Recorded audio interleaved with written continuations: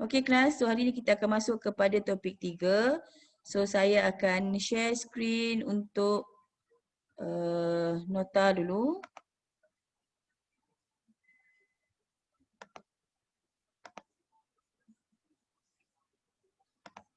Okey, boleh nampak screen saya? Boleh kelas? Okey. Boleh, Wan. Okey, topik 3, program control structure part 1. Boleh ya? Boleh, Wan. Okay, so let's continue. By end of this class, all of you should be able to understand program control structure. Okay, saya dah minta you all cari tentang program control structure. So, siapa yang boleh explain sikit tentang apa yang dikatakan sebagai program control structure? Anyone? Or else saya panggil je, pick apa nama random. Siapa yang boleh explain apa yang dikatakan sebagai program control structure? So Guyong, what is program control Ya, structure? Puan. Control structure dia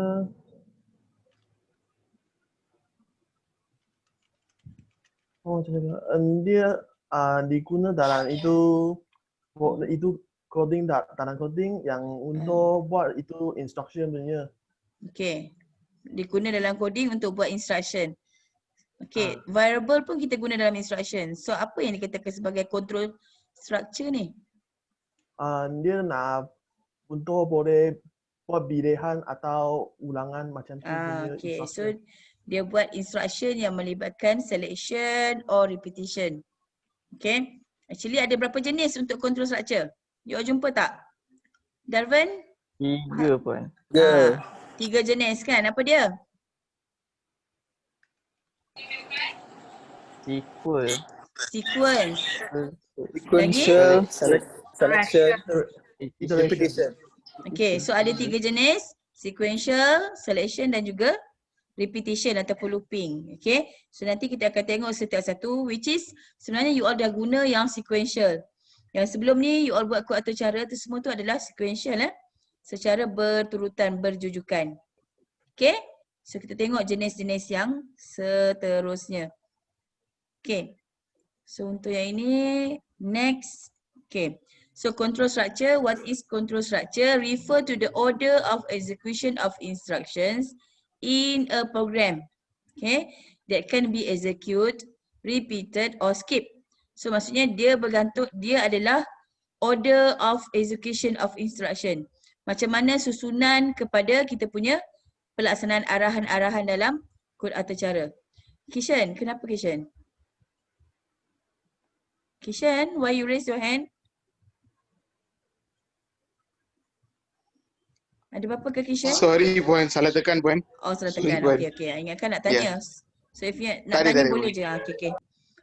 Okay, so kita akan guna control structures ni, dia memang normally untuk sebarang kod atau cara program, memang kita akan guna control structures.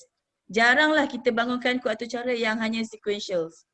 Okay, biasanya kita memberi option kepada user. Contoh yang senang untuk saya bagi contoh adalah ATM machine. ATM machine dia beri awak choices. Awak nak buat apa? Nak check balance or withdrawal ataupun nak buat transaksi apa kan? So itu adalah sebenarnya adalah control structures. Okay, yang diminta awak masukkan nombor PIN, semua tu adalah control structures. Okay, yang melibatkan selection dan juga looping. Okay. So normally Jangan coba abang tengok abang ada kelas ni. Ya, Zulfadli. Abang Off audio tu Zulfadli. Okay, sorry Puan. Normally untuk control structure kita ada 3 jenis. Okay, sequence structure, selection dan juga repetition. Okay, so kita tengok yang seterusnya. Control structure, okay, ini adalah 3 jenis control structure yang you all kena faham. Kalau yang sebelum ni kita ada sequence. Sequence tu maksudnya berjujukan, which is you akan start dengan declare variables and then ada input statement, output statement, process dan sebagainya. Habis. Itu kita panggil sequence. dia follow step by step. Okay, berjujukan. Kalau kata yang selection bentuk dia macam ni. Dia memberi pilihan kepada user nak buat yang ni ke ataupun yang tu. Okay, nak buat yang A ke nak buat B. Macam tu lah. Ataupun kalau tak nak buat B, buat C. Macam tu. Kita boleh bagi banyak choices kepada user. Okay, kalau iteration kata nama lainnya adalah repetition. Pengulangan. Okay. Normally ada juga e-books yang refer dia sebagai iteration. So untuk pengulangan, maksudnya daripada statement itu you all boleh ulang balik proses yang sama. Okay. Contohnya macam you all guna ATM machine. Dia ada tanya kat situ, anda ingin meneruskan transaksi.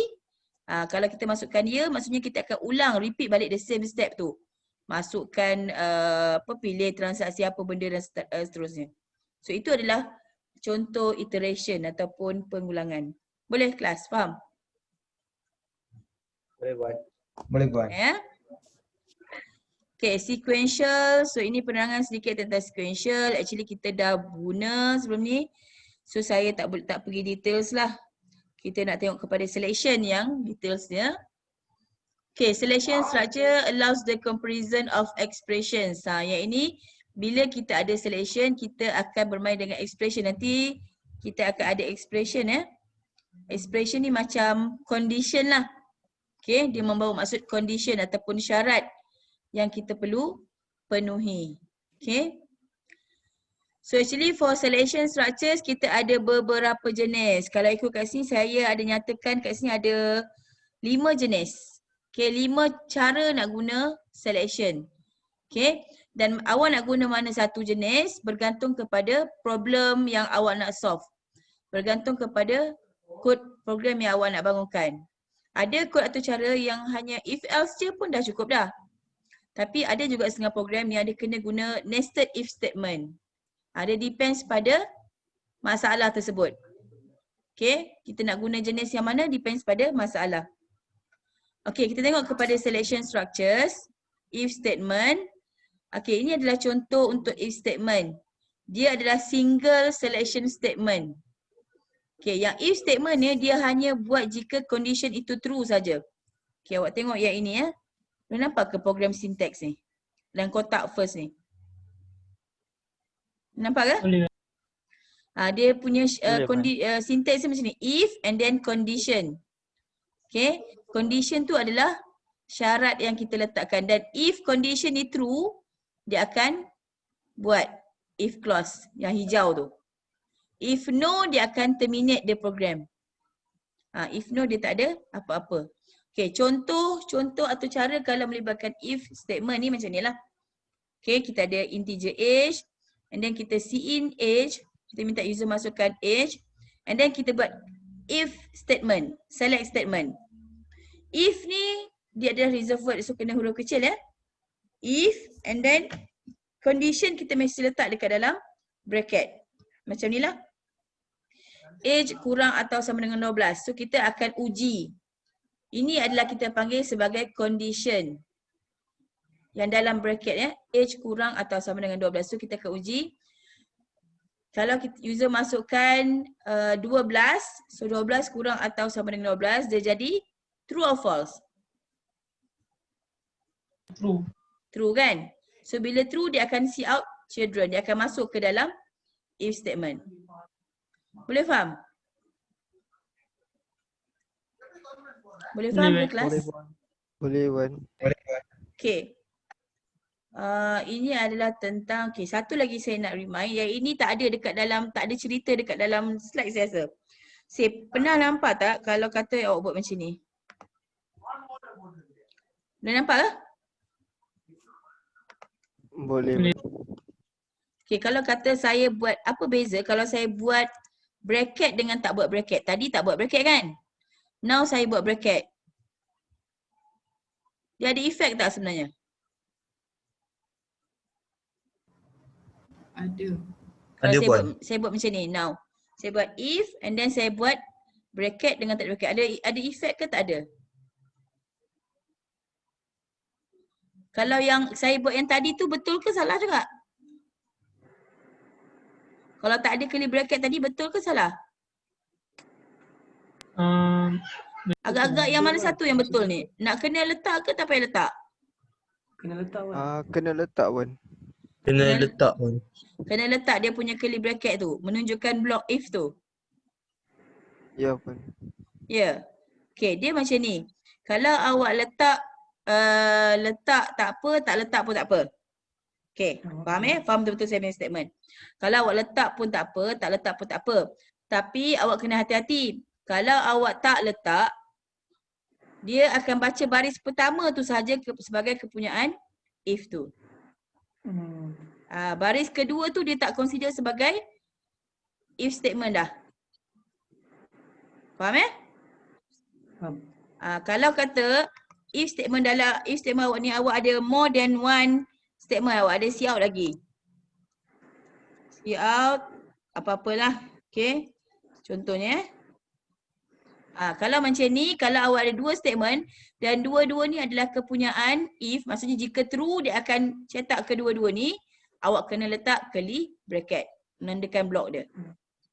Kalau awak tak letak curly bracket macam ni, awak tak buat, okay, awak buat macam ni je, kosong je, dia akan consider baris yang pertama ni aja kepunyaan jika true, kepunyaan if ni. So yang kedua ni dia bukan consider sebagai kepunyaan if H kurang atau sama 12 ni. Boleh faham? Boleh Wan. Boleh faham ya? So kalau ada satu single statement, tak apa kalau tak letak. Tapi kalau if you have more than one statement untuk block if tu, pastikan dalam curly bracket. Okay, dalam dia punya block tu. Okay. Boleh? So take note because this explanation ni jarang diterangkan dalam buku ataupun dalam e-books. Normally kita akan terangkan practically kepada pelajar. Okay? Jadi pun untuk mengelakkan error atau kesilapan, letak jugalah kan. Kalau nak elakkan error, you buat satu baris ke, berapa baris ke, you nak selamat, you letak je curly bracket. Itu je langkah yang terbaik lah. Okay? Kadang-kadang you tak perasan. Okay, sebenarnya you buat one statement, more than one statement, tapi you tak letak curly bracket. So dia akan menyebabkan dia tak